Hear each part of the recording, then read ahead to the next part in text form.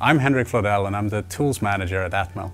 Internet of Things is a very interesting topic these days. There are a lot of people that are thinking about it, and there's even more people, I think, that are actually trying to create something in the space.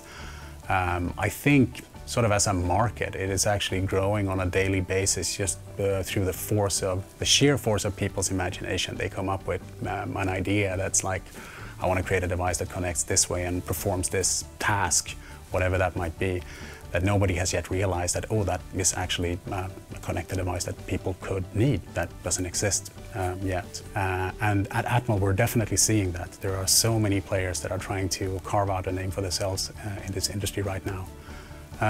But one of the things that I, as a tools marketing manager at Atmel, encounter quite frequently is sort of the understatement that people have of the level of software complexity that needs to go into these devices. Because it's not only a microcontroller that is performing some data processing that is required. If you want to have a device, a connected device on a network, you're going to need a whole lot of software in that device to make it talk to the network and to provide sort of the underlying link layer and the different transport protocols to get the messages from the device and to be able to receive the answers back. There is also the sort of what immediately comes after you connect something to a network that you have to be mindful of these days is security. You don't want to put a connected device on a network without any kind of security. I mean, if you're doing a smart garage door opener, you don't want the neighbor to be able to open the door and go in and steal your car or, get into your house that way. So you need to think of the security aspect. And what that translates to for a lot of these devices is even more software on top of the network layers. You need your encryption protocols, you need your handshaking to make sure that the device is authenticated and genuine.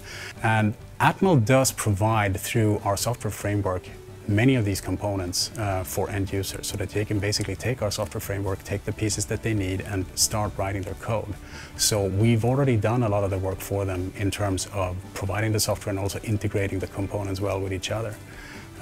But another major advantage of the Atmel sort of solution package is the fact that we have this very wide industry ecosystem of partners that provide things like debugging tools, development environments, and most important, software and middleware solutions that allows the creators of these IoT devices to basically pick and choose from all of these protocols that they definitely don't want to spend any time re-implementing. They can go out and they can pick an off-the-shelf solution and they can start worrying about their application instead of the underlying framework that the application needs to rely on in order to function.